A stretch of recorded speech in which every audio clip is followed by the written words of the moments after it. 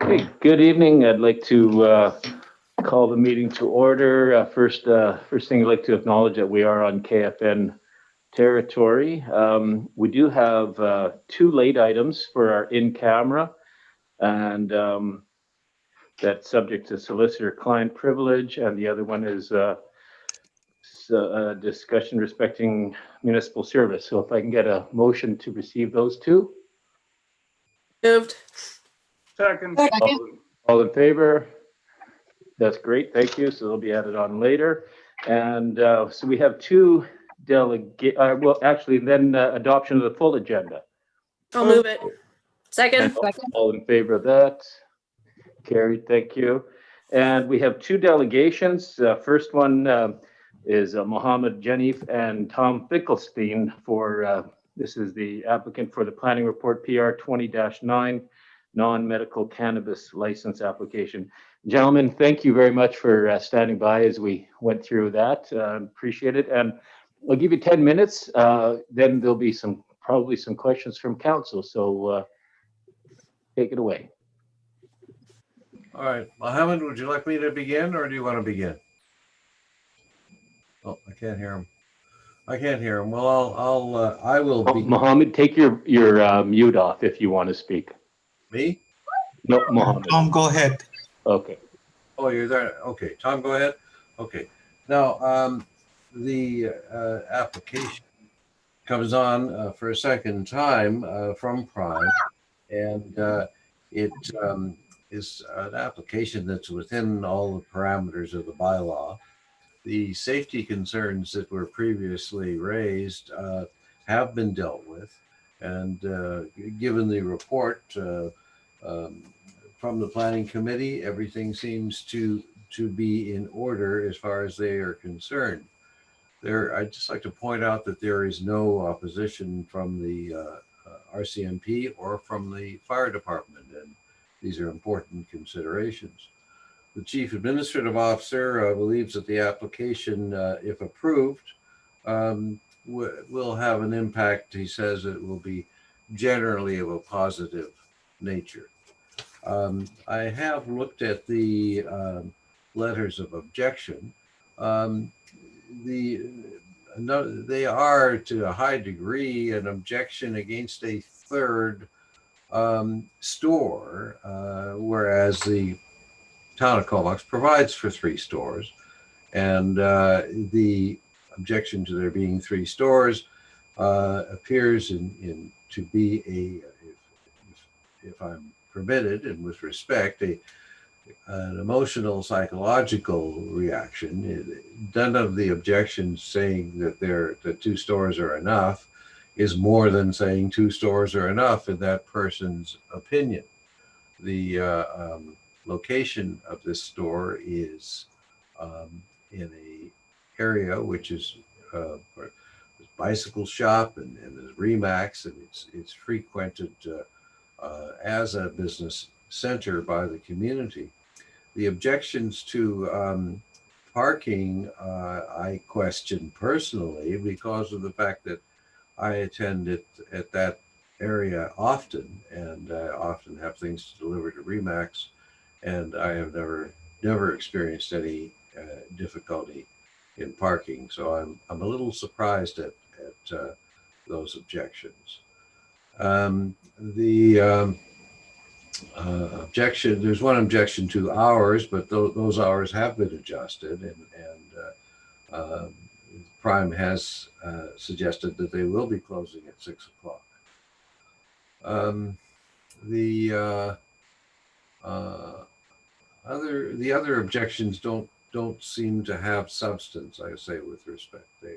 It's very easy to object to something, and some of the citizens who are voicing their objections are taking just an easy route in saying, no thanks, 2 is enough. So generally speaking, the submission is that the application should be approved, and that there is really no cogent reason why it should not be approved that has any substance behind it. That is all I can say in favor. I don't know if Mohammed wants to add anything to my submission. Do you, Mohammed? No, Tom, if the council has any questions or anything they want us to deal with, we'd be happy to answer their questions. Of course. Okay, thank you, gentlemen. I have Councillor Bissinger with her hand up. Go ahead. Sure, thank you. And yes, thank you for, I guess, revising the location of the actual cannabis store versus the original application. I guess one of my questions is, sort of what is the look and feel of Prime Cannabis? I know there's a couple cannabis shops in Courtney that have like flashing neon lights, and it just looks, it just doesn't fit in. Like it doesn't have like the classiness, for example, that we find with the other two cannabis stores in Comox. I'm just curious to see sort of what is, if you have some renderings of what the store might look like. I don't think we've seen that in this report, whereas the other applicants did have, street views of what it might look like, sort of ideas of what their decor was like, sort of what kind of population it might attract or what kind of look and feel it might have to fit within that community. So if I may answer your question, Councillor, the signage was provided. There'll be one signage outside on the facer. Would be the LCRB has relaxed the rules, so it doesn't have to be grayed out like the other stores have vinyl, so you cannot see inside.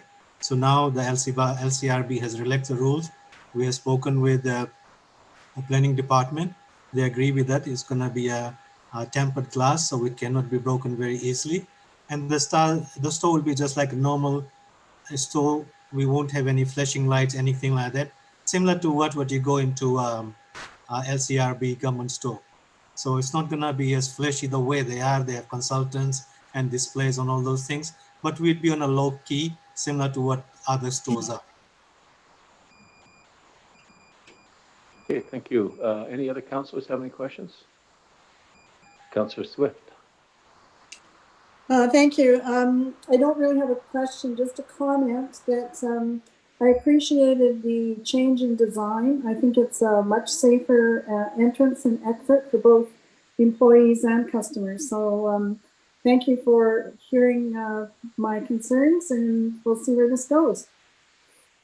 Thank you, Councillor. I think as a good corporate citizen, we need to listen to the public as well as to the authority that regulates. The council expressed concern about the safety of the staff, and I agree with you. Thank you. Thank you. I see Councillor McKenna's hand up. Go ahead. Yeah, thanks for your presentation, Tom and Mohammed. I just had a question, and maybe it's directed to Mohammed. Why did you present an hours change to your business to close at 6 p.m.? I think in the initial submission, most of the public were not very happy because there's a residential area. So we just wanted to make sure we address that properly so that the public has confidence, right? Most of the people, they would shop between the hours of 10 to 6 or whatever the hours are. But basically, I think there was a lot of objections because lots of residents in the area were going out to work in the night. And they kind of felt if a store is open that late, it did not suit the area. So we're just trying to address the community needs. Thank you. Okay, any other councillors? Seeing none, I do have a couple of questions. I walked by there last night. It was probably 5:30-ish this time of the night, this time of the year. It is dark out there. Looking up on the balcony, there was a couple lights that were out. The existing lights are like the old incandescent type. Is there a proposal from you or the strata to change the lighting? That area, I could see some concerns for patrons or other shop owners up in that upper balcony area where it is dark. Is there any thought to that, sir? Thank you, Mr. Mayor, for bringing this up. I used to manage a strata building several years ago, and lighting used to be an issue at the time, and lighting is still an issue. So thank you for pointing that out. I can assure you I will work with the Strata Council as well as on our side of the store to the balcony. We'll make sure there is ample light. So there's enough light especially during the winter time. Summer is okay.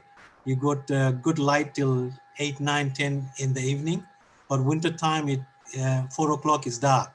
So we will do some high-tech lighting with LEDs and whatnot.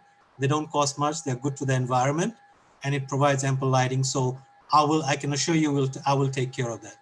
Great, thank you. And regarding the 6 o'clock closing time, is that something that you will adhere to if this proposal is approved? That's what I've submitted to the council, to the planning department. The planning department came back and told me that the bylaw allows to open till 9, but right now our submission is on 6 o'clock. Okay, thank you very much. Seeing no further hands up, gentlemen, we will discuss this later on in the evening. Appreciate that. I'd just like, if I may add one comment, there was one complaint was about concerning traffic at the intersection. Now, I'm very familiar with that intersection, particularly because Dennis Shaffrick's office used to be there, and that's a place where I had occasion to attend quite often.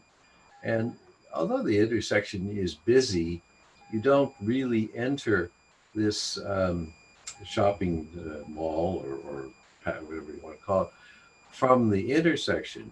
You complete the intersection, you travel away further, and then you turn in. And of course, there's also a ingress and egress on the street above, the name of which I momentarily forget.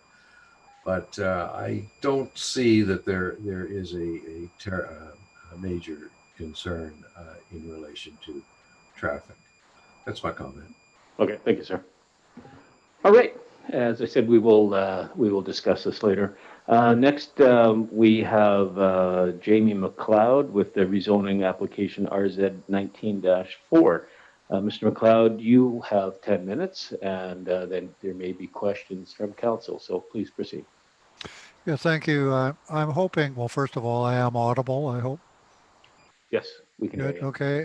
If the council members have access to the paperwork I sent in, it might help a little in terms of there's some numbers there, and retaining that all rather than me verbalizing it might be a little simpler. And Jamie, we're putting that up on the screen right now. Yeah, thank you. Yeah, I'll read this out. So to the council, my goal is to rezone and subdivide my existing property, which I've owned since 2005. My very long-term intention is to remain in my existing home, which fronts to Birch Ave, and to retain a lot of about 578 square meters or 0.1428 acres. I hope for this to remain my retirement property, to be referred to as Lot B. Proposed Lot A would be a newly created infill lot at the rear of my site of 400 square meters or about 0.099 acres, fronting to Balsam Ave and Pritchard Road. This new lot would provide a modest sized building lot for either a young family or downsizing seniors that provides good sun exposure, immediate access by foot to the Comox Mall, golf course, and downtown amenities, and has a bus stop in front on Pritchard Road. It's difficult to respond to the many pages of concerns and options brought forward by the planning department within my 10 minutes. So I'll attempt to be brief. Part of the stated purpose of the R 4.1 single family 350 meter square parcel new zone created following the OCP amendment in 2011 includes this statement: presenting opportunities for infill within the established neighborhoods while retaining the existing character homes. So by definition, an infill lot's not necessarily the same size as the parent property, any more than a carriage house or laneway home in Vancouver is the same size as the parent folio. This property type should provide smaller footprint, more affordable building lots that in Comox will come with a covenant that ensures the new housing is built to high energy efficiency standards, so step 3 of the building code. Any old trees removed from the proposed Lot A would be replaced with something more attractive that will enhance the block.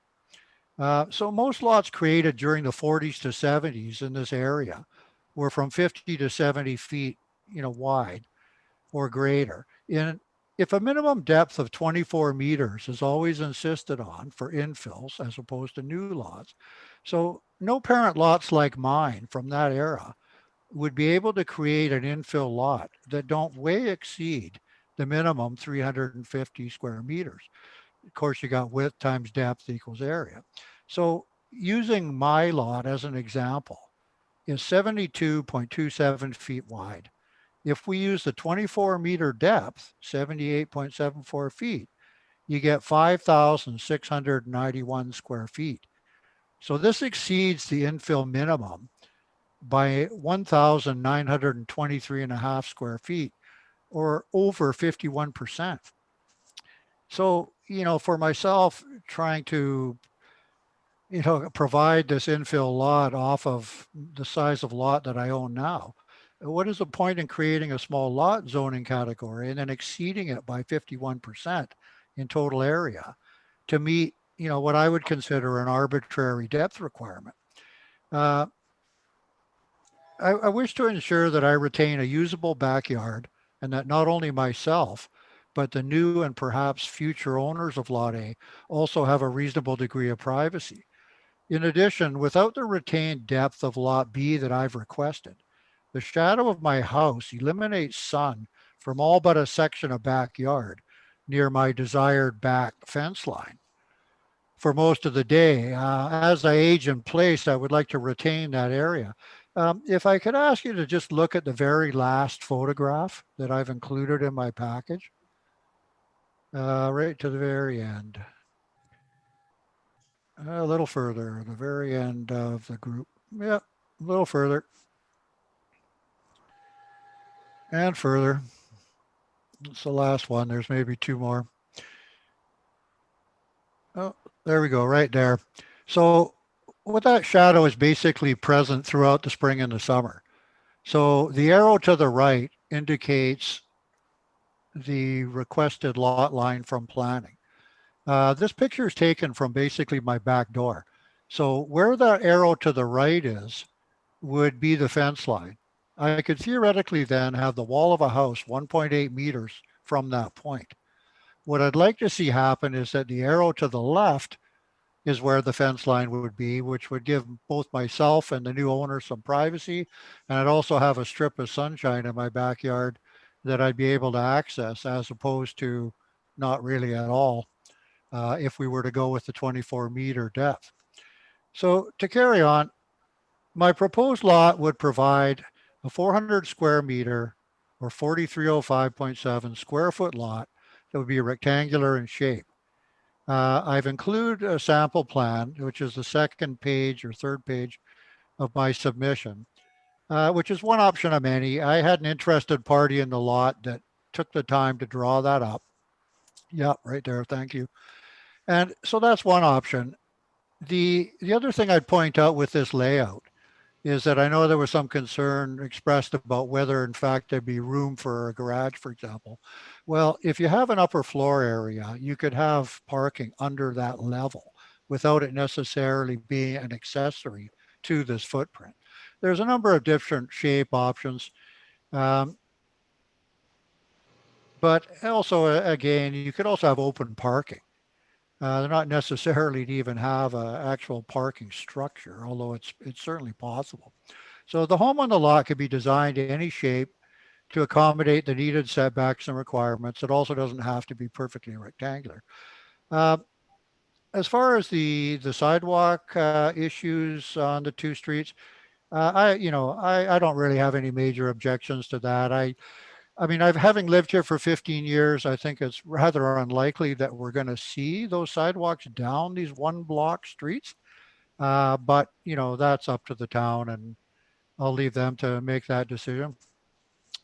So in summary, the building variances that are requested are for my existing home, not the new home that, we don't know quite yet what will look like, but they're for my existing home and are, of course, are caused by the rezoning process. My existing home conforms to the existing zoning.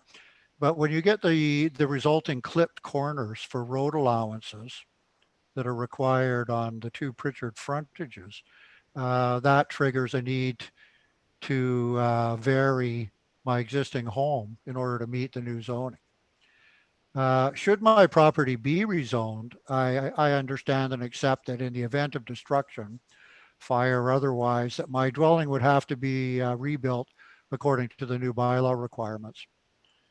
So in short, I ask council to please grant my required variances for the existing dwelling, the ones required to make my home legal under the new category, and to allow a depth for proposed lot A, the new lot, of 19.24 meters with a total lot size of roughly 400 square meters.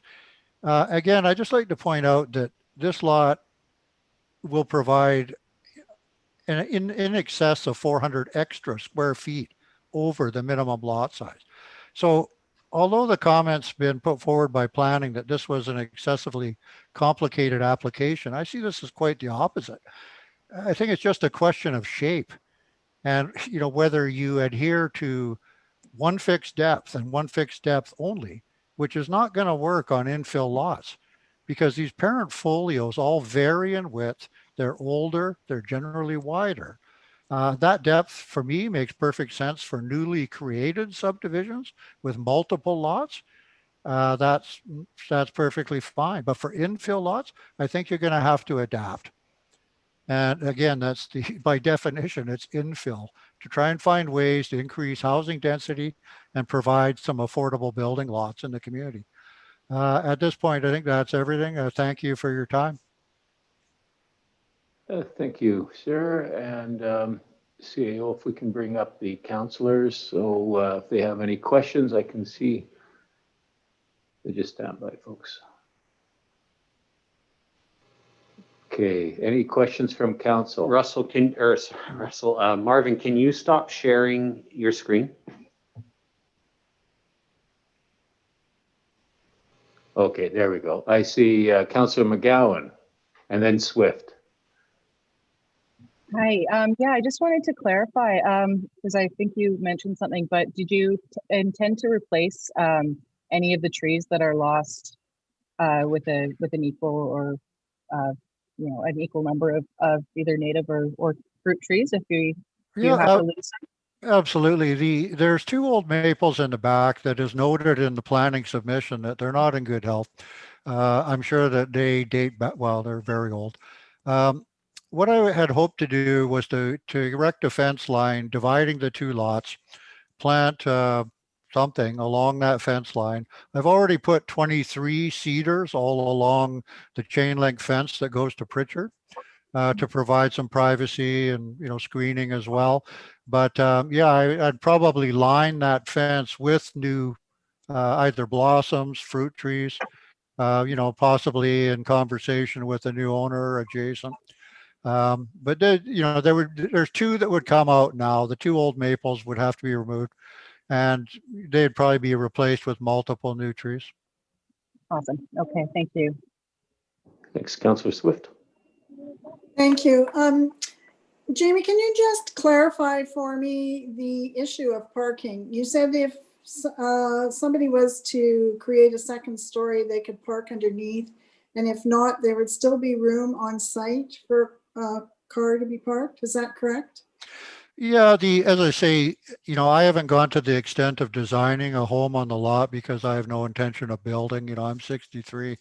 That's for a young person to do. But there's, if you can recall that plan, if you came up of Balsam, you know, which would be the logical access point to the site, of course, you know, if you had a home that was designed with a partial upper floor, because the bylaw does require that the upper floor is 75%, I believe, of the lower floor as a maximum. Right. You know, you could have a garage under that upper level, or you have an open driveway and just park your car in the driveway. You know, I consider nowadays parking somewhat optional.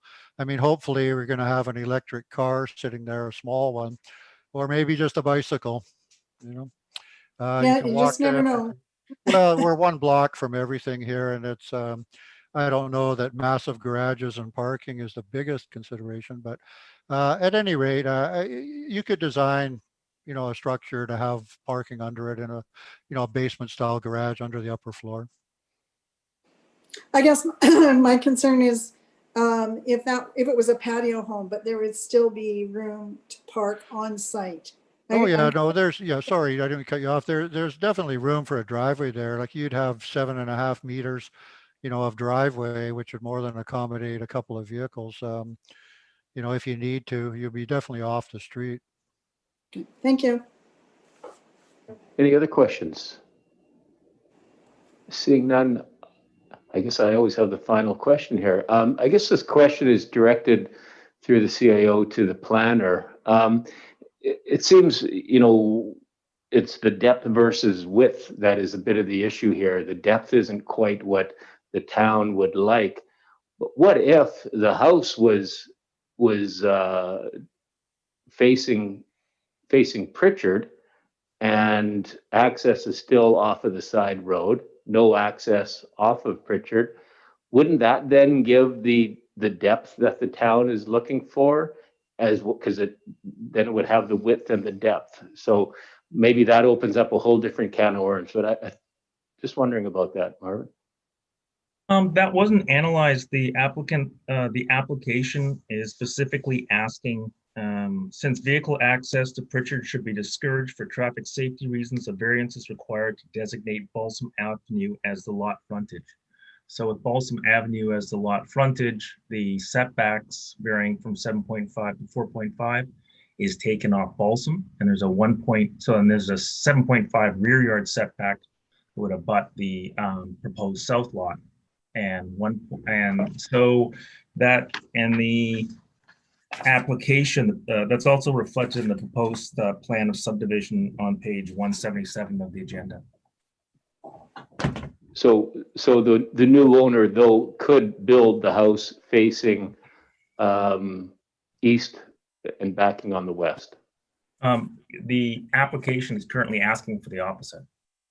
Now, could I correct that? I don't care what the new builder does. If I'm able to split off and sell that lot, the design of the home and the orientation of it is entirely up to the new party.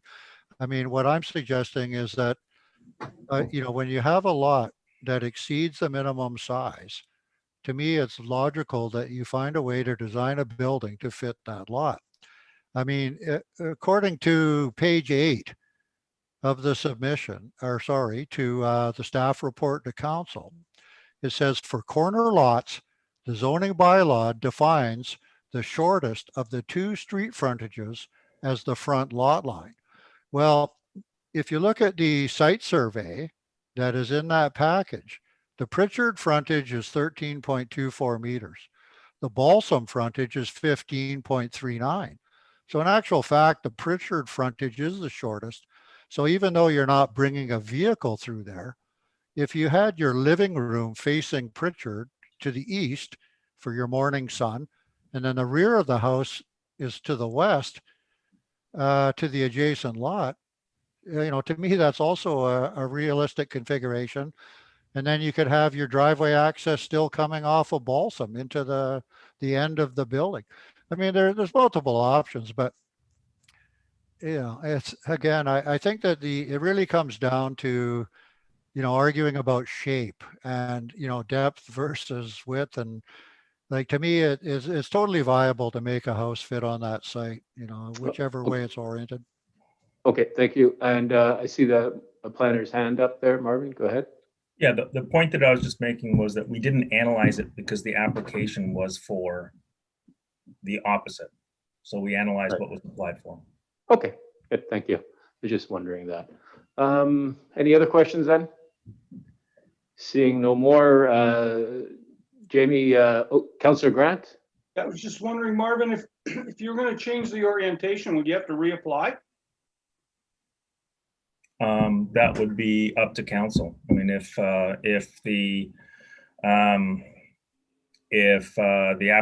council wished to receive this and provide direction to the applicant to amend their application to change it, then we would process a new report to council analyzing the change. Alternatively, if council just wished to change it without an analysis, they're free to do so. Sorry, if I could just make one last comment is that, Okay, yeah, we'll wrap this you know, up. soon. I first applied, sorry, I'll keep it short. I mean, I began this process well before the application was submitted in March of 2019. The very last thing I'd like to do is, you know, see this go on too much longer. Um, You know, I think the way it was submitted is viable. There's a way to design a building to make this work that provides a, you know, positive addition to the community and another taxpayer in perpetuity. So I really hope it can just be accepted the way it is. Thank you.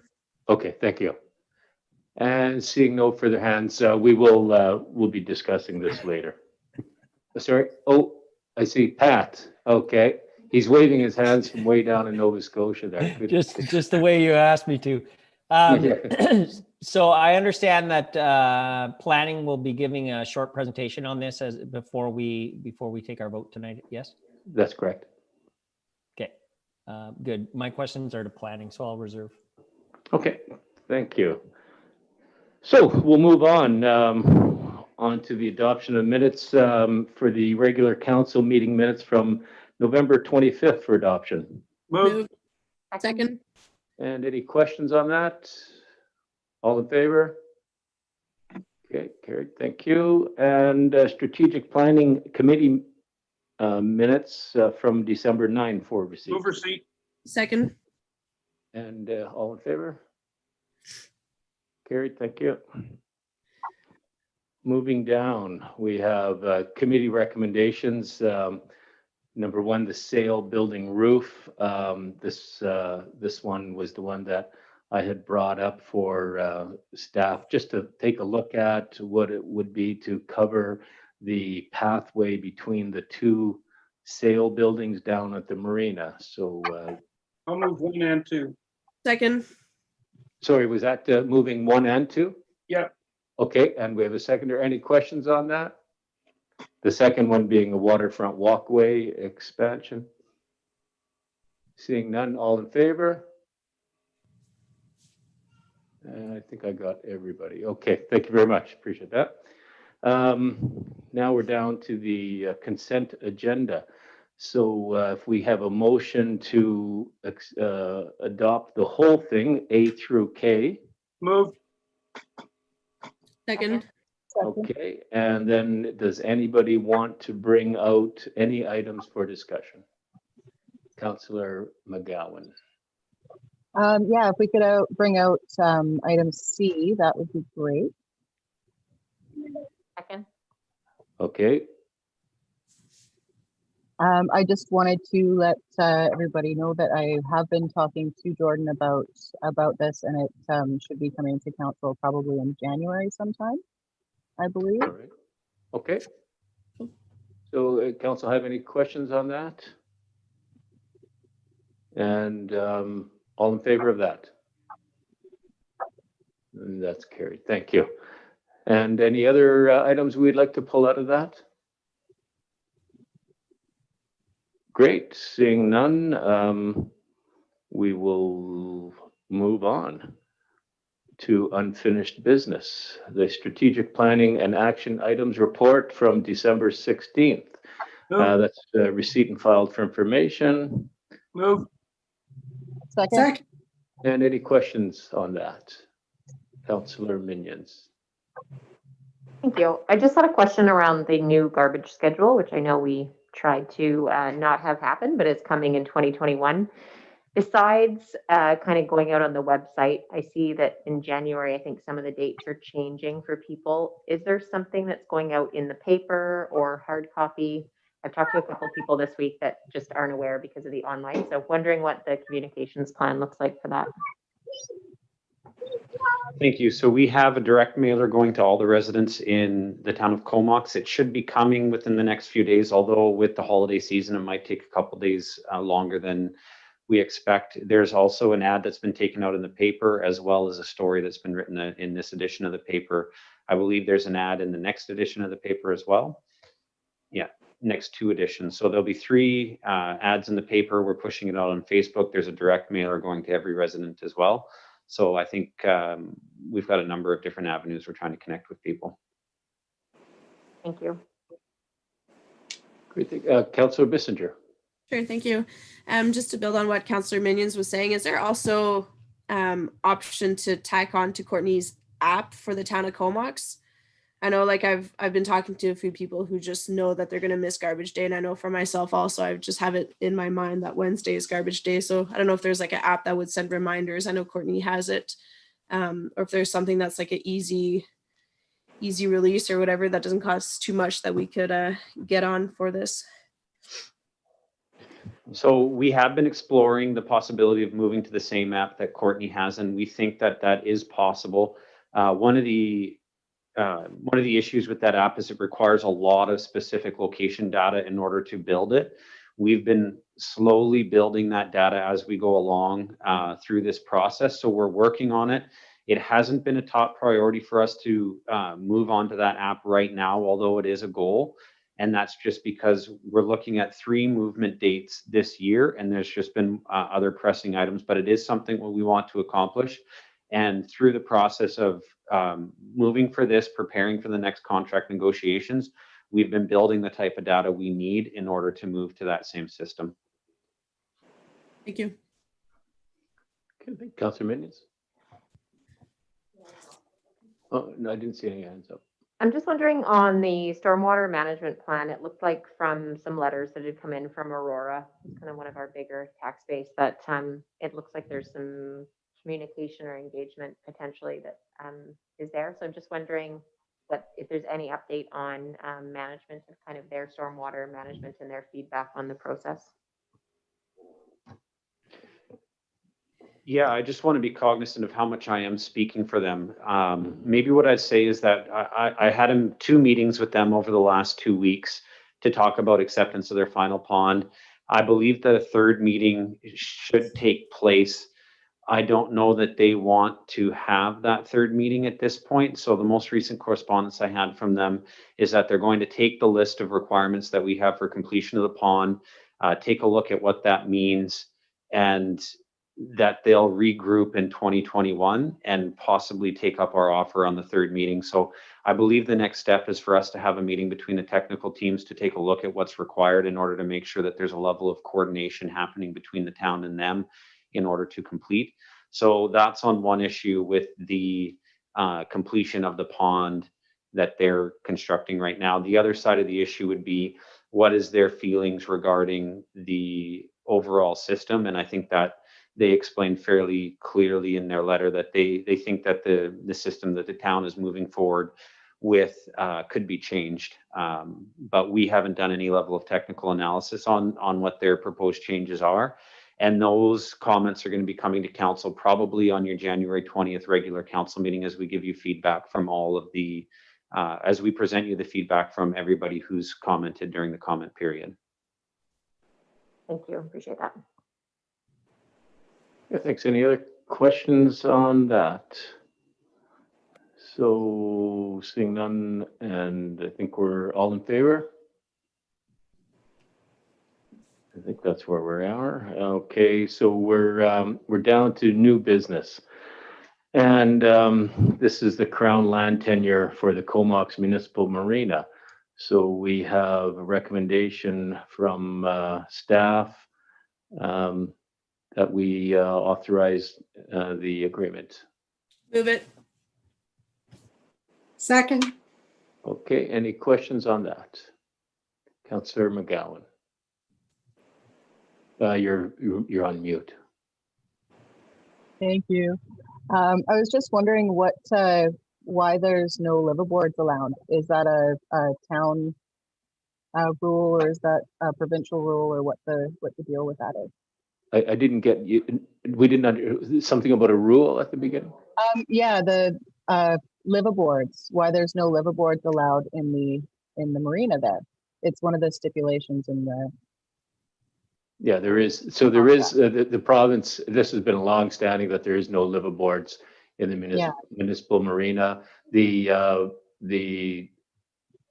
fisherman's marina, the breakwater. I believe there's only one couple living in there, and that's been grandfathered from years ago. So.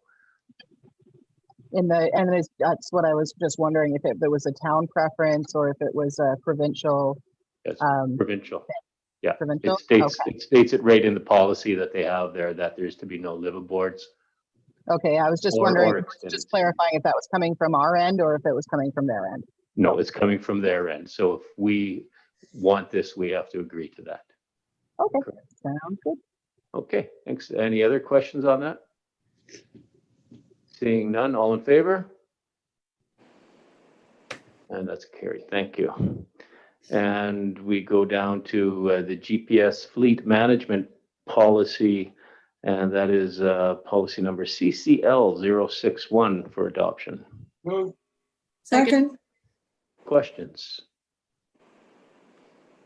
Seeing none, all in favor? That's carried. Thank you. And down to personal use of town assets policy CCL 062 for adoption. Move. Second. Okay, any questions on that? All in favor? That's carried. Thank you. And the noise exemption permit for dredging of Comox Valley Marina. Moved. Second. Okay, and do we have any questions on that? All in favor? Carried, thank you. And we're down to flag raising and protocol policy and proclamation policy. Move. Numbers Second. 1, 2. Move 1 and 2. 1 and 2, okay. And Councillor Bissinger still seconding 1 and 2? Yep, 1 and 2, sure, second. Any questions on that? All in favor? Carried, thank you. And now we are down to cannabis license review application 278 Anderton Road. So we have. I'll move the recommendation. Yes, Second. going through that. So, questions? Do we have any questions for the applicants who are on Zoom? This is to allow the cannabis store at the Anderton Comox Avenue. Seeing no questions, all in favor?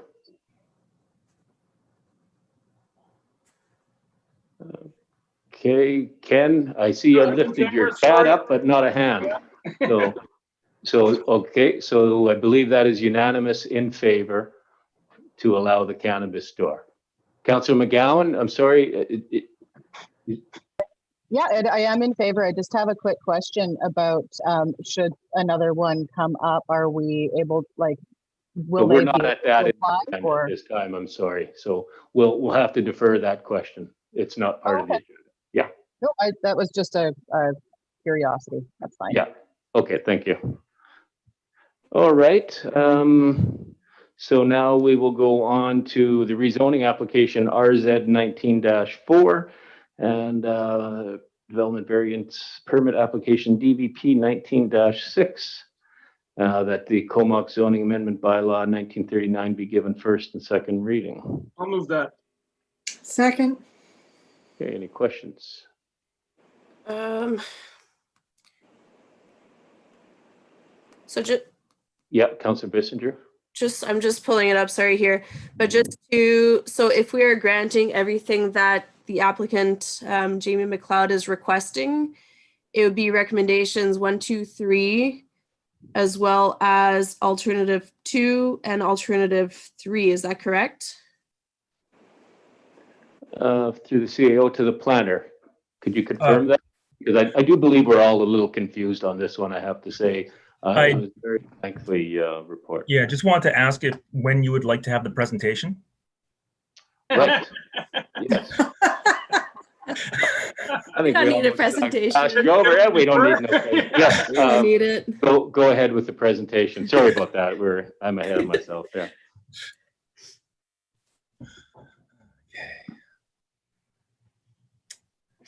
Okay, and let me see. So where does it start the slideshow? Slideshow, here we go.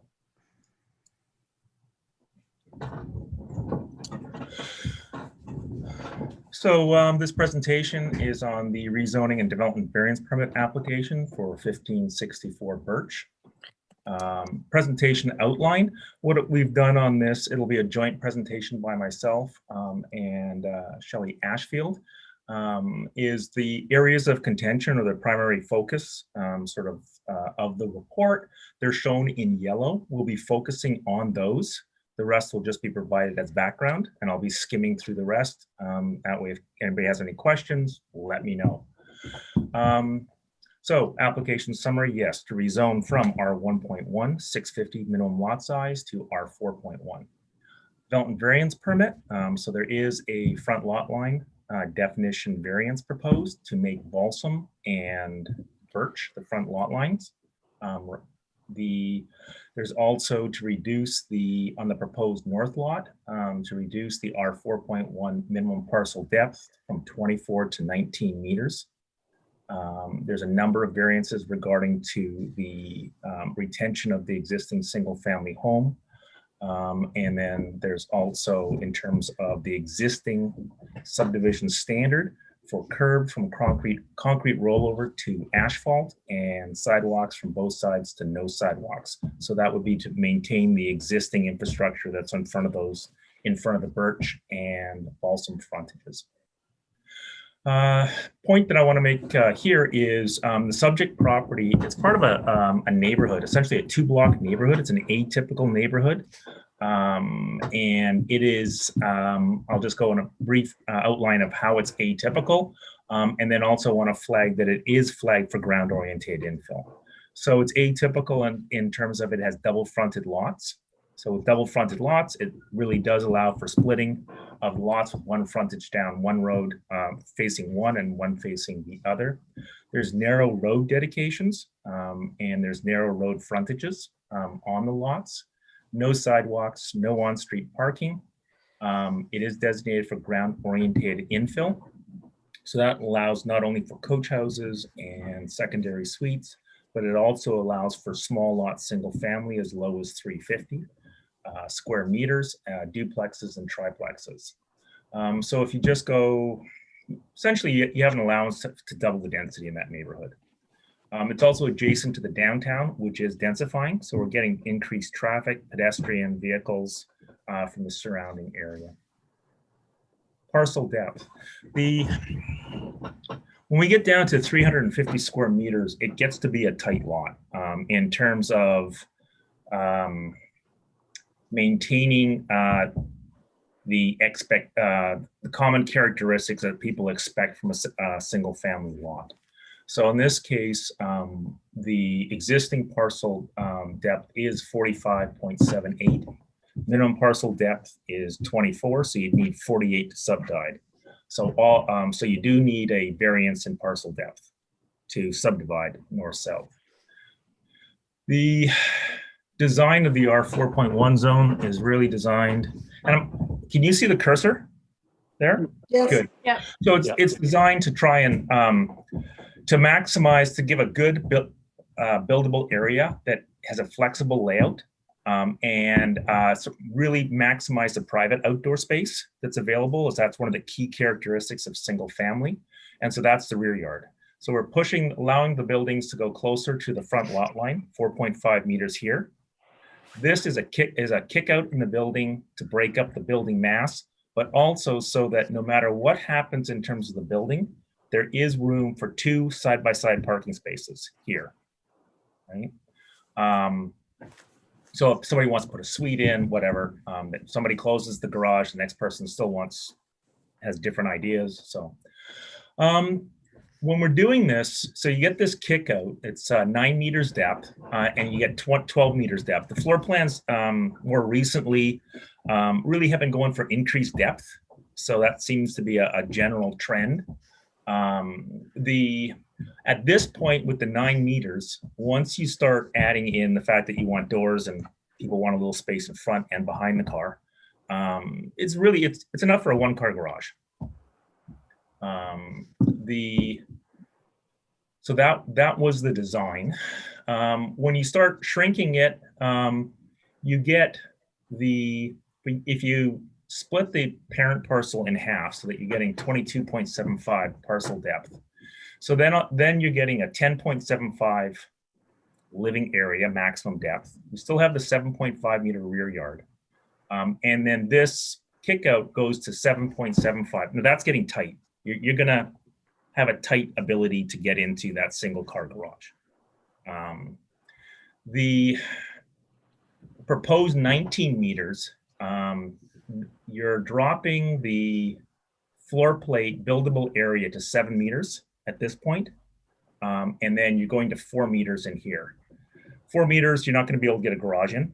You're starting to get a rather restricted floor plate. What we're finding, we've just done Weaver Place that does have the small lot zone.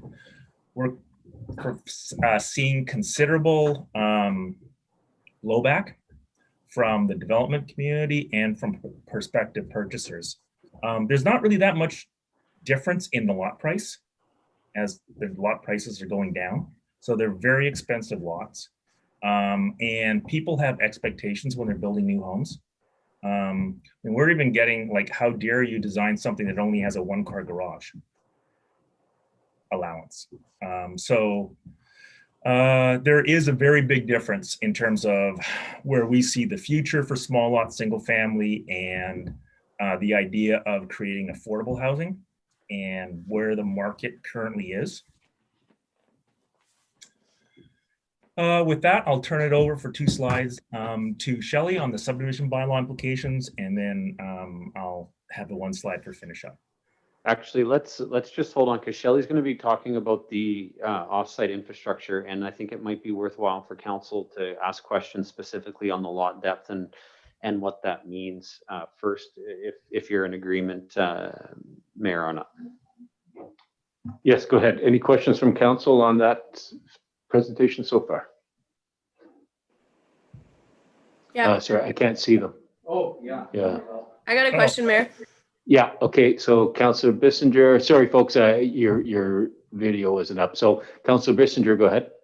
Sure. Thank you, Marvin, for the presentation. I guess my question, like, I see this subdivision, like I've ran past that property and walked past it for, the past 2 years, seeing that sign up in my mind. It's one that lends itself perfectly to infill and densification. The location, the lot is huge, and it's got like that, like you were saying, the double street, one in the backyard and one in the front yard. So I guess my question is, like, looking at the 2 drawings that we have here showing the buildable area, like, is there something maybe wrong with our R41 zone that we should be amending?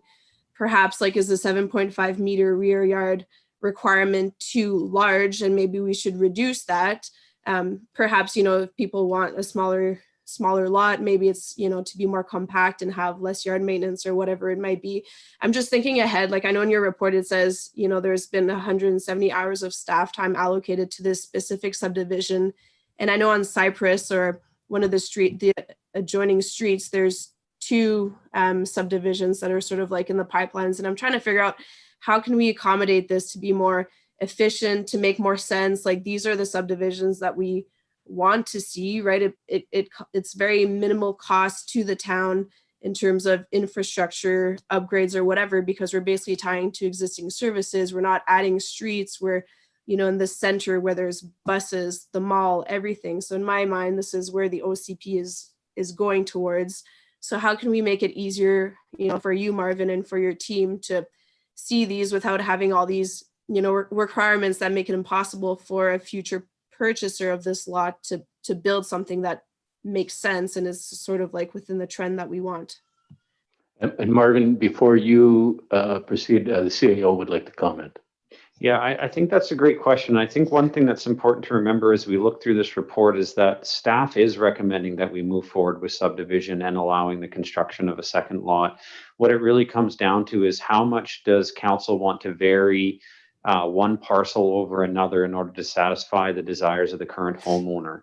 So this is where we're really getting into providing that individualized service, which is already very high in infill lots. The amount of staff time versus the amount of new homes created on infill is already fairly lopsided. And now when we get into this individual specific request, which is just to satisfy the desires of the current homeowner to maintain what he wants in his property, and by doing so sacrifice the amount of land that will be in the rear property. I would agree with what was said before, is that these smaller lots are not what are in demand in Comox right now. If you had a prospective home buyer who had the option to have a more regular sized backyard versus the truncated backyard, which is being proposed by the applicant, I have a hard time believing that the developers would choose the smaller one. They're going to want the larger.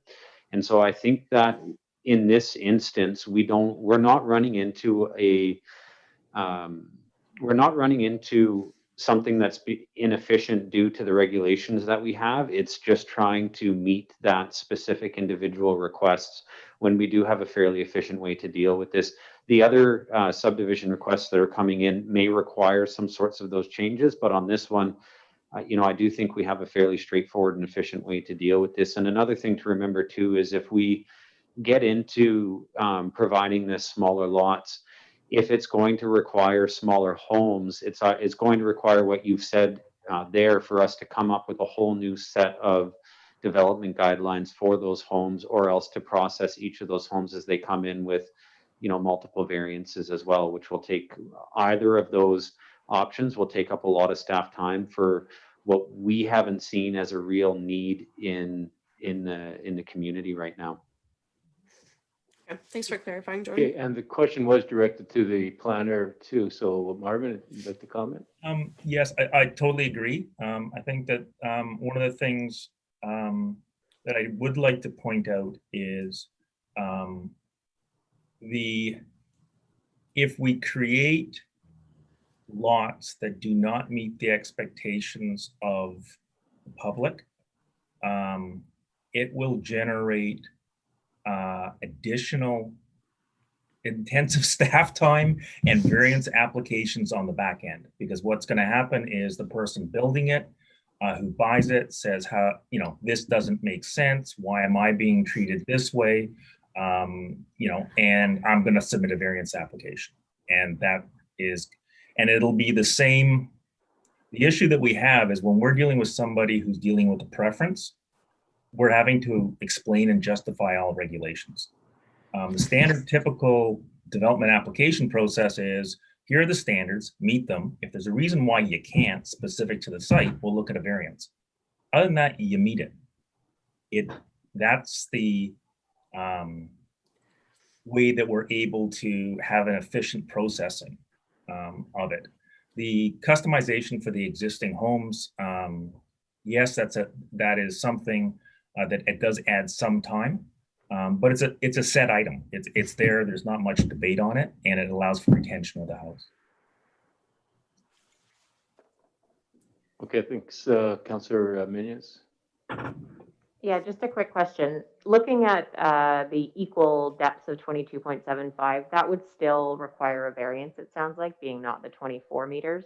But at this stage, with the amount of work that's put in, would that create, with that variance of having a split equal lot so that it's meeting somewhere in the middle, would that cause a lot of work on that variance, or? No, the recommendation before you has that built in. So if you were to pass the CAO's recommendation as is, that's what's built into that recommendation is granting a variance, splitting it right down, splitting them into 2 equal parcels of equal depth. Perfect, thank you. Yeah, I think it makes a lot of sense to also look at the desirability of the lot and how there can be a good lot built on both sides versus just meeting the application. So I appreciate that recommendation. The CAO, did you have your hand up? Yeah, I just wanted to mention one of the alternatives is a compromise position between administration's recommendation as well as the applicant. So, and that's why the report does get a little bit confusing. But council, on this issue, and I think it's worth dealing with this issue before moving on into the next, is you have the ability to provide, or you have the ability to decide that it's going to be split equally, which is staff's recommendation. You have the ability to go down to the 19-meter depth, which is the applicant's preference. And then there is one that's in between those two.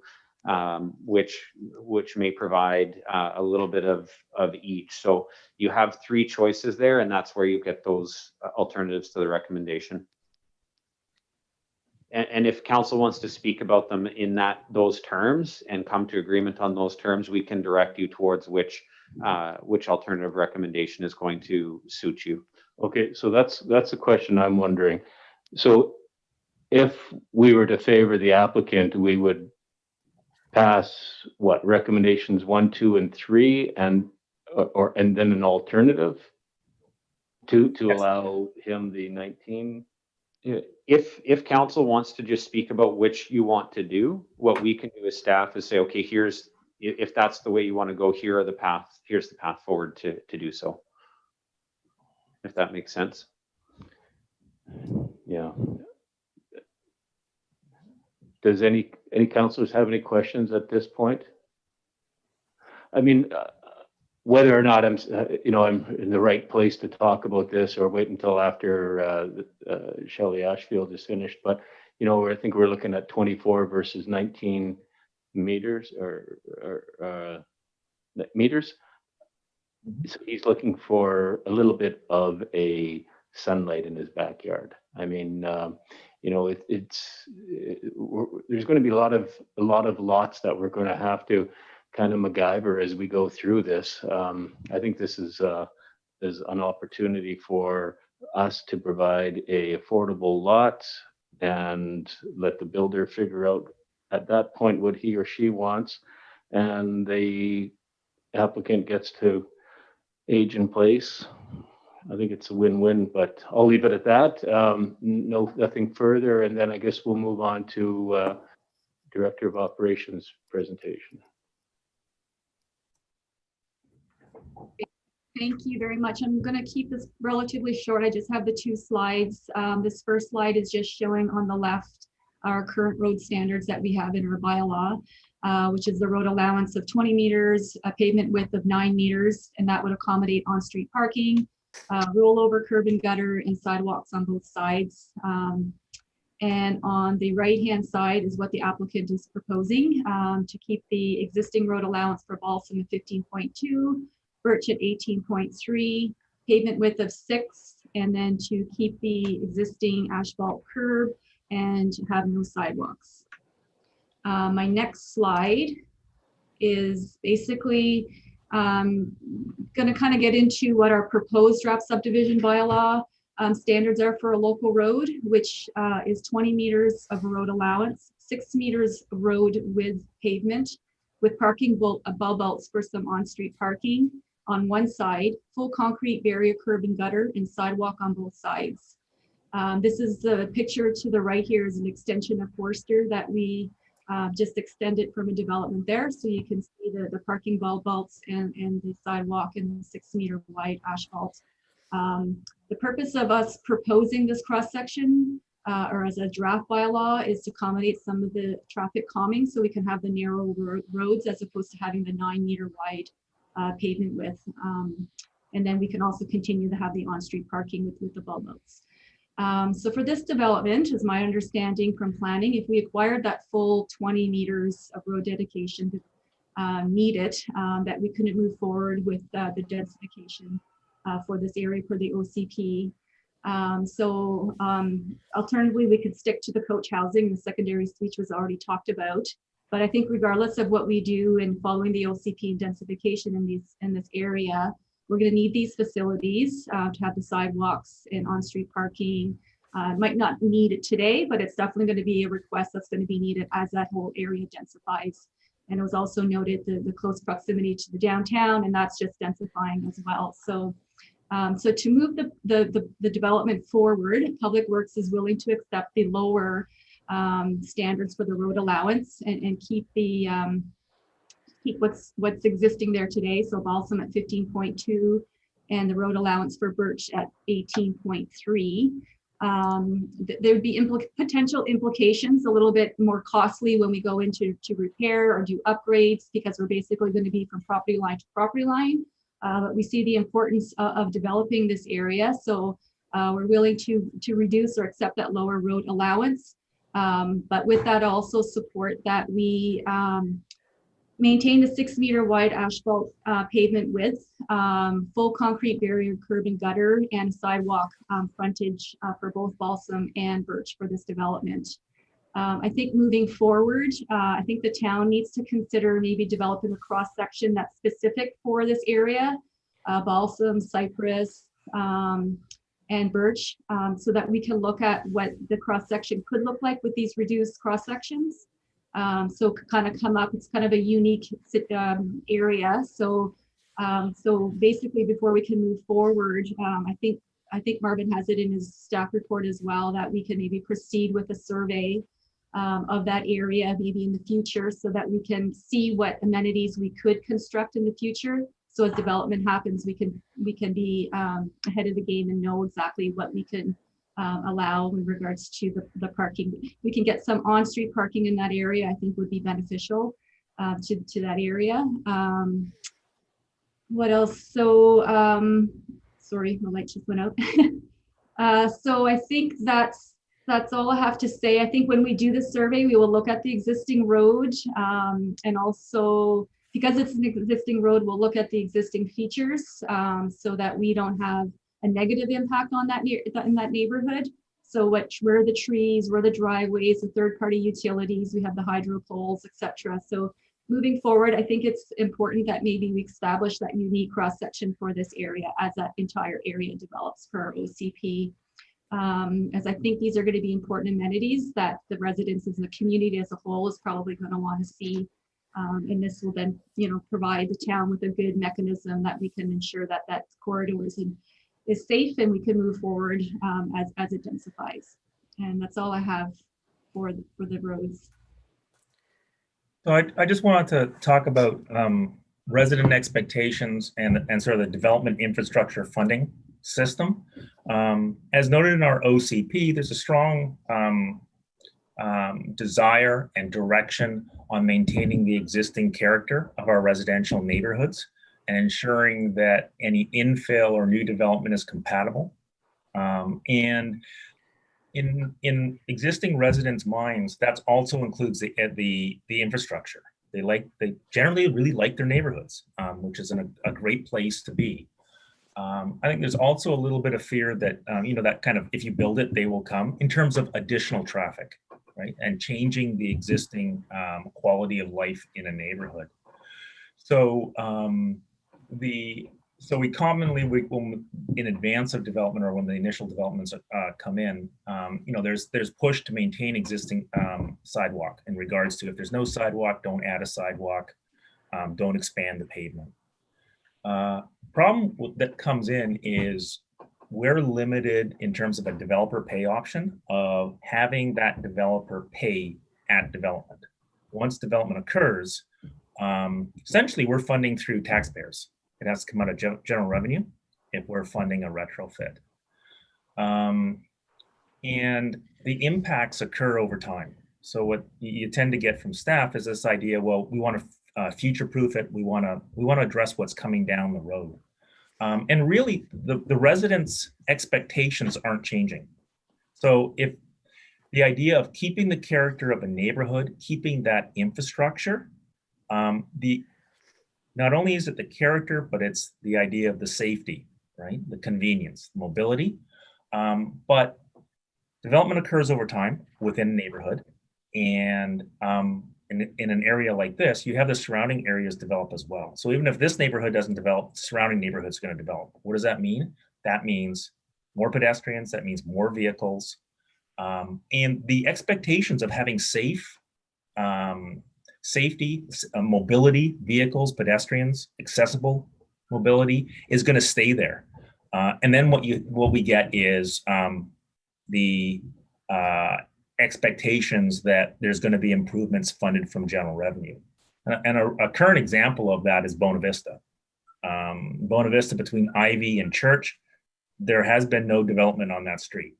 There has been development on Comox Avenue. There has been development on Church Street and Anderton that's affecting the amount of vehicle traffic that's on Bona Vista. So then you see the impact starting to occur, then the demand, the expectation that it's no longer safe, and these additional infrastructure services like sidewalks be provided. That's it. Okay, thanks. Councillor Bissinger, I see your hand. Yeah, thank you. I guess I've got a question for like Marvin and Shelley. And I agree with you, you know, there is that expectation, especially as time goes on and there are more developments. But for, you know, subdivisions like this, or maybe other, you know, rezonings or whatever, like, is there a way that we could put, you know, lien on the property so that when it does sell, the town gets, you know, whatever it is, $2,500 for sidewalks from, I guess, from the applicant or whatever. And that way we put that money, you know, into our reserves or whatever it may be. Because, you know, I don't see Birch or Balsam requiring a sidewalk, probably not for the next 10 years, right? Like they're basically dead end streets on both ends. Like there's whatever, 13 or 14 lots on each of those little avenues, if you say. But I do agree that, you know, eventually there might be something, or the, you know, the golf course might open up and there might be who knows what. But for the moment there isn't. So is there a way that you can put a lien on the property, and when it sells, we get the money back from that sale, not to make it cost prohibitive to, you know, residents like Jamie McLeod today without selling the property? It'd be hard pressed to come up with, you know, perhaps several thousands of dollars, but maybe at the time of sale or anything of that sort. Is that, you know, something that could work? Or Yes, I mean, really one of the reasons why the statutes say that we're able to get infrastructure at time of development is because there's money available, right? Somebody is investing, somebody is going to get a return out of the property. So that's the point of the money available. We are prohibited from requiring payment in lieu, but we have been successful in the past in terms of saying we will accept if the developer offers us payment in lieu, and we will reduce the costing in terms of taking out the engineering component to try and reduce that cost to make it something that essentially, as you said, we can build up a fund. So that goes into targeted for then that street. And then usually, in my experience, you know, once you get about 50% of the lot developing or something like that, 75%, you start getting pressure for the municipality, because the municipality then has funds to then put the whole street in, right? So, and that is something that is our standard in our subdivision applications, where it's only an upgrade of a small component of a street that we provide the applicant with the option of payment in lieu, and they typically take that. okay. So just to clarify, is that in one of the alternatives? Like I know we have an alternative that says to not require sidewalks, but is there an option for payment in lieu somewhere in the alternative presented? Under our existing practice, if you maintain the requirement for sidewalk and curb, we will automatically, in the subdivision approval, give them the option of payment in lieu. Okay, so if we don't approve alternative 3, then Mr. McLeod, for example, would have the option to provide payment in lieu. No, if you pass the recommendation, chief administrator's recommendation as is, then he gets that option. That's our standard practice right now. Okay. So we would give him that option. If you pass the alternative to not require it, then he wouldn't be required to construct or provide any bonding. And then just top of your head, do you have like sort of a rough order magnitude estimate for what that might be, the payment in lieu in this particular case? That would be Shelley. Sidewalks is about $500 a linear meter, and then curb and gutter on top of that. So I'm not sure what the frontage, I don't quote me, but I thought it was about maybe 12 meters or so. So I don't know what that total amount would be, but that's a bit of a breakdown. Frontage is between 17 and 20.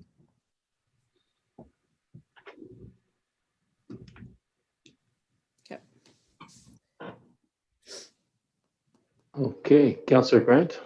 Yeah, thanks. Marvin, if I'm understanding all of this correctly, I think there's several people that want to subdivide in that neighborhood. I know of at least a couple more that are talking about it.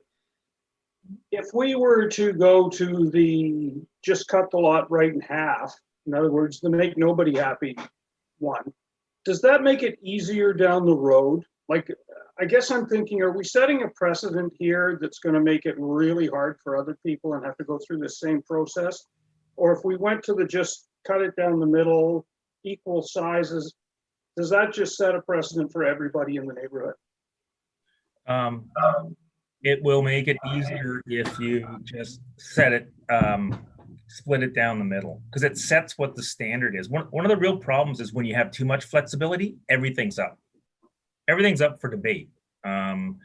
If you were to turn around and say split it down the middle, and not give us any alternative direction in terms of encouraging the retention of existing structures, then great, we'll customize around existing structures, we'll customize around existing features, but other than that, take the R4.1 zone and implement it with the minimum amount of variances. It becomes a much more straightforward concept. It's very much like the report in front of you. The second that we start getting into 3 different options and what about this and why not this, it gets really, it's expensive for both the applicant and the town, and it's very time consuming on both parties. Yeah. Okay, because I'm looking at this report, and I mean, really, this is, we're drawing a line through a lot here, and this is one of the hardest reports I think I've ever read from you. So, I mean, I can see how this could just add mountains of time to each one of these if we went that way. So yes, just to be clear, you're saying just cut the lot equal sizes, and then that sets the precedent for the neighborhood. Yes.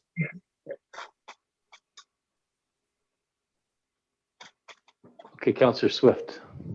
Thank you. I guess building on Councillor Grant's question, I think it was the applicant that mentioned it, but that it was going to be a challenge because of the placement of some of the homes in the rest of the block. Could you speak to that at all, Marvin? Certainly. I mean, I think that you have the homes that will be put, that area is a mixture. So you have some homes that are not being reinvested in. They're nearing the end of their lifespan. So then you're probably looking at demolition. Other ones are very well maintained. And in some cases, they're dead center of the lots. For there, what we would anticipate people doing is they'd be using the coach house option.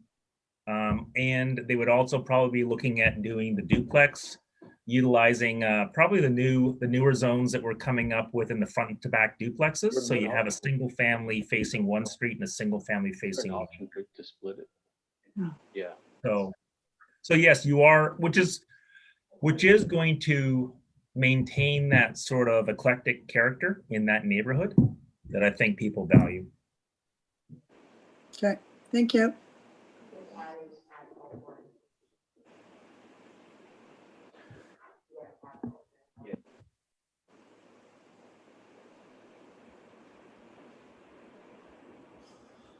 Okay, so we're Councillor McKenna. Yeah, go ahead.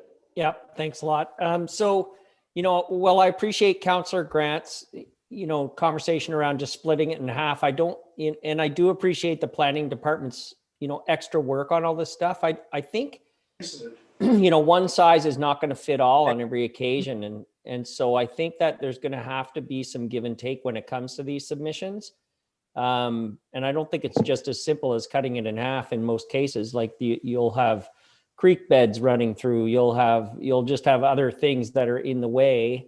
And so I think we should go back to Councillor Bissinger's suggestion where how can we make this easier from a planning department's perspective down the road, that we can have our cake and eat it too.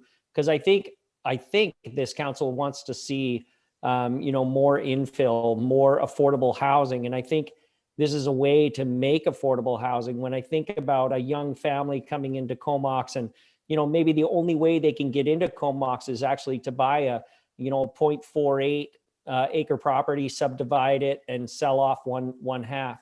So I think those are opportunities that we're going to have to look at. And in this submission, it is complex. I was on this, looking at this last night for hours, and it is a complex application. Marvin? Yeah, Marvin, go ahead. Yes, I guess the creek beds are easy. It's a defined feature. It's something that everybody can agree on that we're maintaining. A significant tree is pretty easy. It's something, and then it's a matter of quickly working to customize perhaps not just the old lot, but the new lot. Those, like, we're set up for that. And I think that's not really what's causing us the delays. Really want to stress again the priority in 2021 at the end of it, of getting the new subdivision bylaw.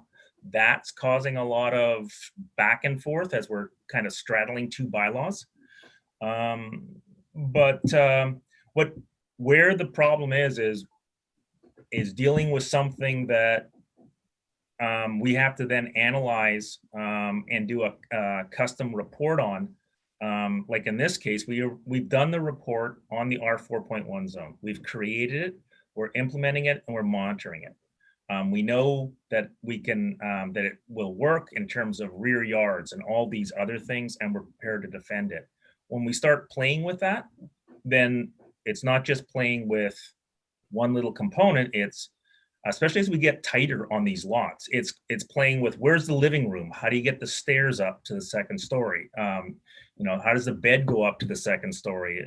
If you want accessibility, well, if you don't have anything on the ground floor except an entrance door and a level up to the second story, anybody with accessibility issues isn't going to even be able to visit the house. So that's where it just snowballs.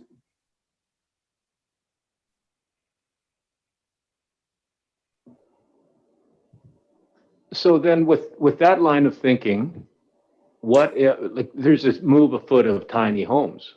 So then are you saying that the town of Comox wouldn't have an appetite to bring in an area of tiny homes? Because that would help somebody get their foot in the door. And that's to the planner. Maybe I'll jump in on that, Marvin. There's no issue with doing any of those things that council said, right? And one of the things that Marvin was highlighting in the presentation is that given our current regulations on house sizes, the lot being proposed by the applicant is going to run into issues which are going to require variances, which is going to come back to staff and come back to council to approve. And so when we get into that level, it eats up staff time. But to your point, can we create regulations that allow tiny homes? Absolutely. Can we create regulations that will decrease the amount of parking spots that need to be there? Yeah, we can do that as well. We can create those type of custom things. Where we run into the difficulty on the staff side is, so now we have an application to make a house smaller. It's going to require variances to move through, and it doesn't have that type of analysis, where if we do move forward on saying we want to have tiny homes and tiny lots within the town of Comox, we'll sit down, we'll do that level of analysis, we'll understand what that means for infrastructure, for infill, for services, and all that, those sorts of things. We'll front end the time on that, so that when it's time for us to install tiny homes, whenever a tiny home comes, we're able to just give it approval for it to come in. So I guess that would be the difference in what we have now, which is the variance, which will likely result in more variances, versus creating the type of zones or changing our regulations for the type of houses that we want. And then that goes into a larger discussion too with the OCP about what type of housing do we want in Comox? Do we want to have the smaller housing? Is that going to meet the needs of the community? All those sorts of things. So it's not to say that we don't want them in Comox, and that's not the position of administration. It's just that's not the question I think that we're being asked right now. So then I'm going to go back to what I had said before, and I know you answered it, but I'm going to say it. I'm going to ask again: the orientation of the house. So why couldn't we not give the applicant what he's looking for? Because he wants that little bit more of the depth of his yard to get a little bit of sliver of sunshine. And the new lot is actually larger than the minimum size. It just does not have the depth. So tell me again why the new owner could not buy that land and then have his house facing east-west, because then it would meet your requirement of the depth and the width. Is that correct? And you're on mute. Yeah, I mean, what we just have to do analysis of what it implies in terms of doing a different variance like that.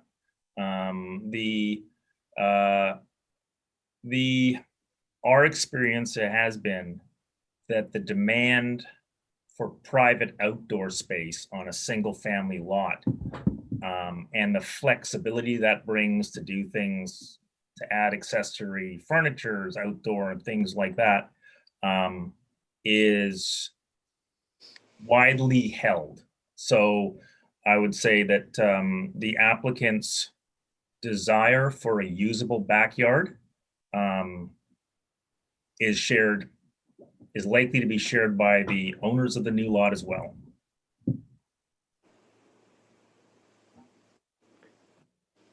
But wouldn't they have it if the house was facing east-west? I don't know. I mean, east-west, then you're looking at a depth. Your depth drops down to about 21 meters. You're essentially now going into the backyard. You're going to have your driveway going into the backyard. It can be better depending on that driveway and what happens in terms of people who want to have a separate garage. I don't know. We didn't run that. Right. We didn't run that analysis. Okay. Thank you. Do we have any, maybe you can bring up all the councillors again, CAO. Marvin, can you stop your screen share? Yep.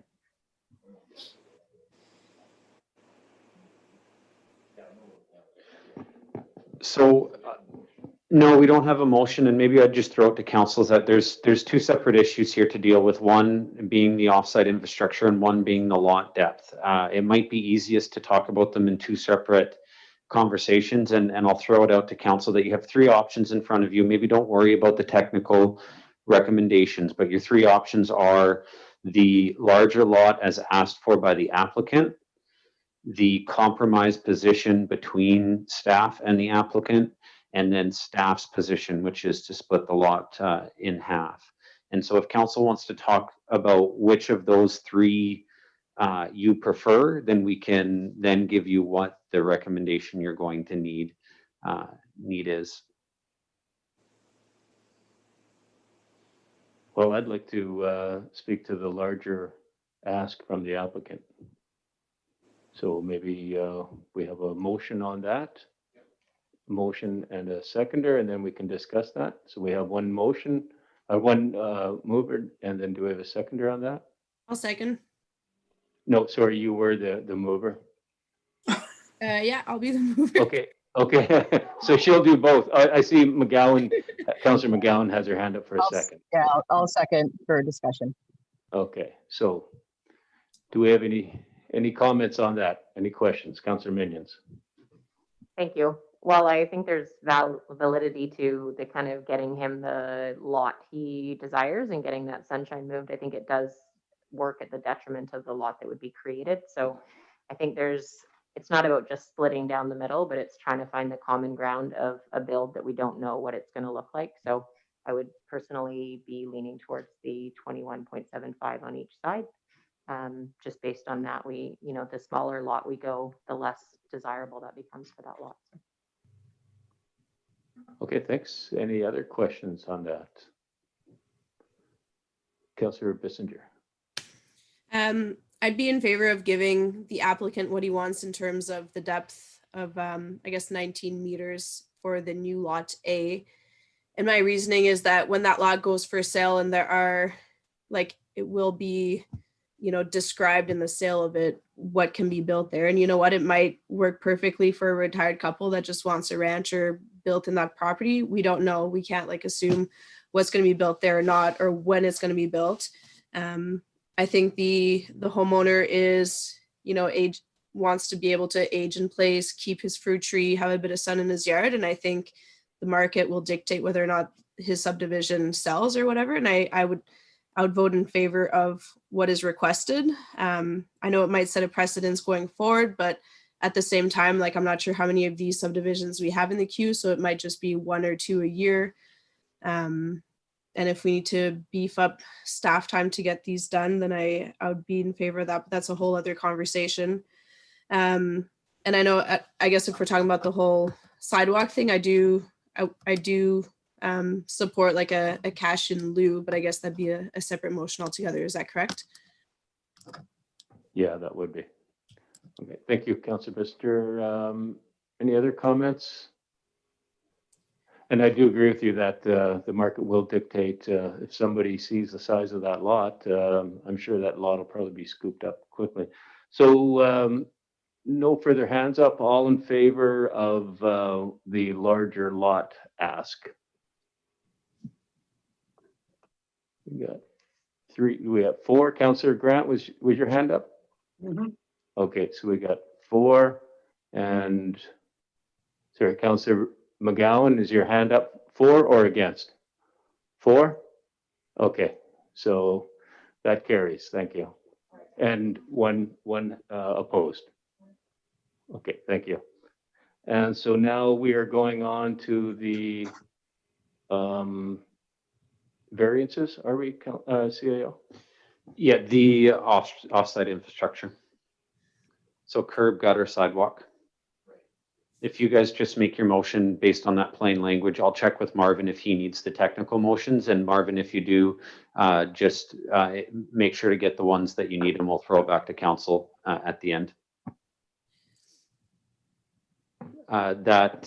So staff's recommendation would be that at the time of subdivision, curb, gutter, and sidewalk are required. Okay, so that's the motion. And we have Councillor Bissinger moving it. Was that Councillor Grant seconding it? Yeah, I'll second that. Okay, and any comments? Councillor Bissinger? Yeah, I think it's important that we maintain some sort of funding in the future. I think it is important, like, we are a growing community. We are going to keep paying for infrastructure renewal and asset management going forward. So I think it's important, especially single family lots are going anywhere. I would assume this one would be in the 200 range or whatever. So I think it'd be non-cost prohibitive for the applicant to pay that once the lot does sell. So I would vote in favor of that. Okay, any other questions? Councillor Grant? So if we did a cash in lieu system and then we bank the money, do we earmark that money for this particular lot or subdivision, or does it go into a big pot and might get spent somewhere completely different? It shouldn't. It should be limited. It should be limited to. Thanks for being so reassuring. Well, I mean, in the past, they have been tied as a security to the works being proposed. Now, whether it's and so either it's right in front of the lot that it's been given, or they're then in aggregate, and the entire block or a larger section gets done. So that's what we currently have, and that's what my assumption that this would be. Well, I would prefer it to be that way. I guess looking into the future again, then I look and go, so what if we build this whole subdivision out and then go, we don't really need sidewalks there, and yet we've got this pot of money. Can we then take it and put it somewhere else if we choose to? That's problematic. Generally, if you're taking money for a specific purpose, you generally have to use it for that specific purpose. Whether that is specifically on this street or on another street. There's also just the passage of time. I mean, if it's absolutely not needed, nobody wants it, who you give the money back to and who's going to ask for it? Well, it's more of, if it's sitting there, could we take it, 20 years from now, could we take it and use it somewhere where it's needed? And I guess what I'm saying is we may be able to. Okay, It's not what the system's designed for. But that's one of the risks of the bonding approach. yeah, fair enough. Thanks. Okay, Councillor Bissinger. Sorry to speak again, but I guess it's just a question for Shelley. I know we talked about like road allowances and all that stuff. Like, are you satisfied with what there is right now? Like, I know we just talked about money for sidewalks and curbs and gutters, but are you okay with the actual like road allowance as it is without encroaching anymore on the property? I think for this development, it's doable to get the sidewalk in, full curb and gutter. And then I think it's recommendation 3, and I spoke of it, if we need to get a survey, I think, to see what the implications are for the remaining section of that development as we proceed. Are we looking at, what width of the sidewalk, 1.5 or 1.8 sidewalk on both sides, how much parking? So reviewing that existing road allowance that's there today. And once that survey is done, then we can overlay it with our draft local road cross-section standards and see what that impact is, and maybe adjust and create a new cross-section for that area, because it's quite unique. And then that we can try to maintain that neighborhood character as well. Okay, thank you. So as it's moved, you're satisfied with that? Okay, any other questions? So all in favor of that motion? And opposed? Could you just tell me what the motion was again, so I'm clear? Well, we did, the CAO spoke to the motion. It's to require the offsite infrastructure, which should be your curb, gutter, and sidewalk. And the undertaking of a survey of existing infrastructure and tree locations along Balsam, Birch, and Cypress. Okay, I'm good with that. Okay, so we're all in favor of that? All right, so that's carried, thank you. And perhaps to the planner, could you confirm, or to the CAO, could you confirm, is this the time now that we will schedule the public hearing on this? Yeah, maybe I'll give it to the planner. Marvin, can you build, maybe just read out from what we have on the report, build the whole motion that's required to approve the variances as council's indicated so far, and then we'll throw that back to council. Then we'll have all the legal language in there required for everything. Okay, so a series of 4 motions. First motion, as per the CAO Administrative Officer recommendation, that Comox zoning bylaw 1939 be given first and second reading. Then, in terms of the... So why don't we just go one at a time here, and then what Marvin's going to be doing is just providing council the recommendations for the system that you've just chosen. So as we read one off, if council wants to vote, we can start moving forward on all those issues. Yeah, I'll move that one. Yeah, and this is just confirming what we already. This is confirming what you guys have in just more decided. legal language. In the legal language. Okay, yes. so Councillor Grant moved it. We have a seconder. Second. Okay, and any further questions on that? Seeing none, all in favor? Although it would be sneaky of Marvin to put his recommendation back in there right now. He wouldn't do that. So I believe. Yeah, I'm pretty sure that would show up in a performance review. Okay. we have that. Councillor Bissinger, I saw your hand go up. Was there a further question you had, or? I have to step away for like 10 minutes just to put Maya to bed because she won't take the bottle from the nanny. So I'll be right back. We do have to, we're going to vote on these next few motions, are we, quickly? Yeah, we are. We should be okay without Councillor Bissinger, though. Okay. Well, that's your call. Councillor Bissinger, can you hang on 1 minute? Sure. Yeah, let's do it quick. So let's go to that second motion then. Okay. Second one is a series of motions. This is to get the 19-meter north lot depth. I'll read really quick. That Schedule 1 proposed development variance permit conditions be amended to delete condition 2A and add the following text to condition 2B for proposed lot A. Schedule A, section 112.6, parcel depth from parcel depth shall not be less than 24 meters to parcel depth shall not be less than 19 meters. That Schedule Second.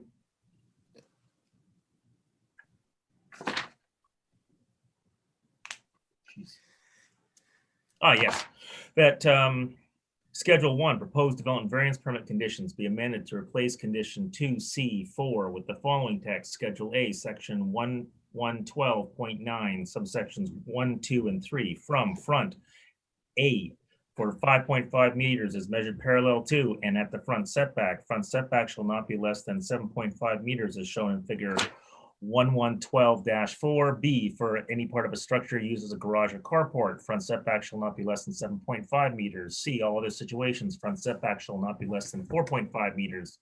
Rear setback shall not be less than the greater of 7.5 meters or 25% of the parcel depth. Side interior setback shall not be less than 1.8 meters.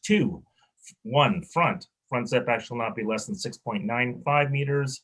Rear setback shall not be less than the greater of 6.15 meters or 25% of parcel depth. Side interior setback shall not be less than 1.4 meters for the existing deck only. Can you repeat that? No, just kidding. Almost that. I think the corporate officer got that all down. I think it'll probably be a few rewinds tomorrow to get it. So do we have a mover and a second on that? Moved. Second. And any questions? All in favor? Okay, and opposed? All right, so that's carried. Sorry, Councillor Grant, are you looking for our attention or? No, I have someone at the window waving at me. Okay, all right. I'll tell Looking them. for her cat. Okay, so do we have the motions covered, or is there one more? No, we've still got some more. Okay, so go ahead, planner. So 2 more motions. First one, that a public hearing in respect of bylaw 1939 be scheduled for 6 p.m. January 20th, 2021 at the Stair House, 18. No, that'll be via Zoom. Yeah, via Zoom. And the town published the requisite notices as required by the Local Government Act. Right, so just to confirm, that is January 20th, 2021 via Zoom conferencing. So do we have a mover and seconder for that? Move. Second. Comments? All in favor? Opposed? Okay, carried, thank you. And go ahead, planner. Third one, that the undertaking of a survey of existing infrastructure and tree locations along Balsam, Birch, and Cypress Avenues and overlaying the draft local road cross section to determine if additional road dedication is required be referred to the 2021 budget deliberations. Moved. Second. Questions? All in favor? And that's carried, thank you. And go ahead, Marvin. Is that it? Okay. That is it. Okay. All right. Thank you very much for that, Marvin. Appreciate it, folks. I know that was a bit of a tough one to get through, but we all learned something on this. So we'll carry on to correspondence. Let me just, sorry, let me get my place on my electronic agenda.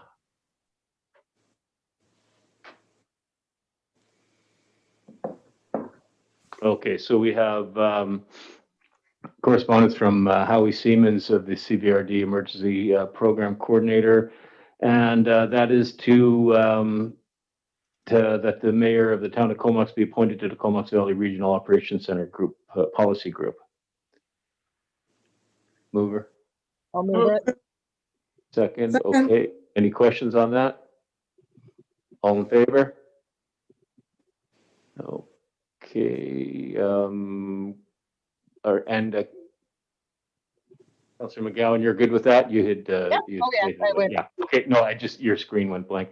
Okay, and that the policy group be tasked with providing leadership and strategic direction, decision-making on emergency operations center policies. Mover on that? Move. Second. Second. Okay, and any questions? All in favor? Okay, that's carried. Thank you. And that from the Comox Valley Airport Commission, the reappointment of Director Richard Clark. Moved. Second. Questions? All in favor? That's carried. Thank you. All right, now to the fun stuff. Reports from members of council. Maybe we can just, we just did that. Yeah, and you voted, so, yeah. Yeah, that was the one from the Comox Valley Airport Commission that we just did, yeah. Okay, so we'll go from reports from members of council, and if we can get the Reader's Digest version, and Councillor McGowan, go ahead. Okay, I attended a drug strategy or community substance use strategy committee meeting, Housing Central 3-day webinar, which had some really great things in it, municipal tools and stuff like that. I was accepted to Unit 2 of the FCM climate course, which was originally going to be in Ottawa, but is now obviously not going to be in Ottawa. So more Zoom, here we come, and attended the Council of the Council meeting. Great, thank you, Councillor Swift. And then we'll go with Grant. I attended the sewer, water, and board meeting at the CVRD, and I'm just looking up if there's anything critical. I'm going to say no. So, and that's my report. Thank you, Councillor Grant. I'll be trying to be quick. December 8th sewer meeting. We talked about the treatment levels that will be coming, that we'll be dealing with, and we chose option 2 with it, which is a slightly lower level of treatment, but a huge cost savings. There will be secondary treatment and disinfection in that. It's considered to be one of the better treatments that you can get for your wastewater going on the island right now. We can always upgrade it to a higher standard in time if we need to, and also doing a study on what we can do with the reclaimed water as we move through the whole sewer piece. In the water of that same day, the water meeting, we had an update on the new water treatment plant, and suffice to say we're on time and on budget with that, so everything is going well. Regional board yesterday, we talked about a regional park service. Currently, there's a couple of pieces of land that are ERD would like to look at, and we have no service at the regional district to actually purchase those. We have a park service in Comox, and so does Courtney, but there isn't one at the RD, so we're looking at how that would work and how it could be funded. And there's lots of big areas out there. There's things with timber rights and all sorts of pieces of land around our watershed that are coming up. So I think it's timely that we do that. We talked about Union Bay. They're going to become part of the regional district. They had 500 voters show up and 72% said to do it. So we're just looking at conversion and how that will work. And the BC Safety Start grant that the regional district got for $730,000. And that's my report. Great, thank you. And Councillor Minions. Thank you. Councillor Grant covered a lot of it. So attended the Sewage Commission on December 8th, attended the CVRD meeting as an alternate yesterday, and a couple other non-related board meetings for different, it's nice to see there's a lot of nonprofit groups still doing work during the holidays for hampers, and there was Handbags for Hope and a couple of really cool initiatives where people got together but we stayed apart. And just a note, my husband won Fireman of the Year for Comox, so thank you to Chief for having him under your wing for 2 years. But he was very proud of himself last night at the Zoom banquet, which we also missed attending this year. So that was very nice yesterday.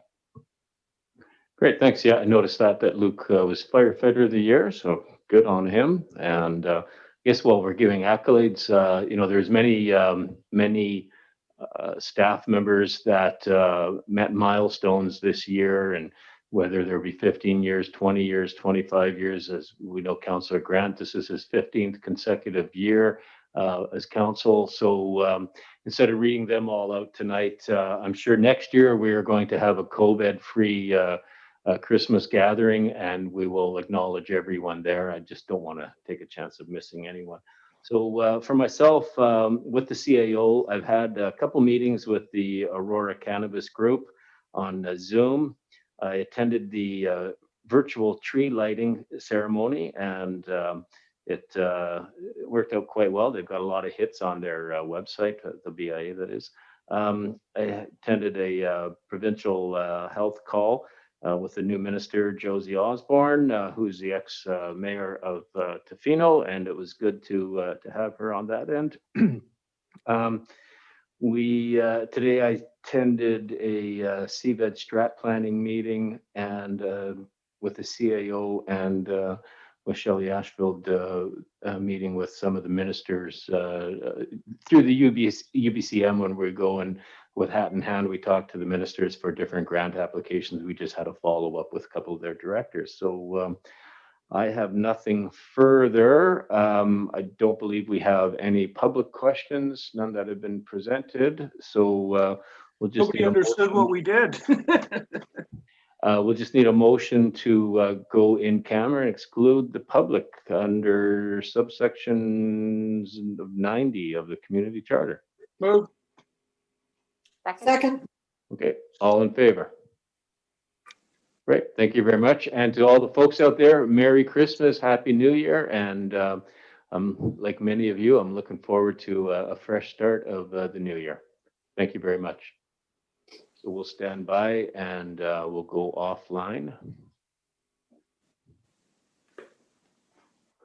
I'll send everybody a new Zoom link. Can you send it to my work address? Otherwise, I won't be able to get in. All right, we'll see you in a bit. Let me just double check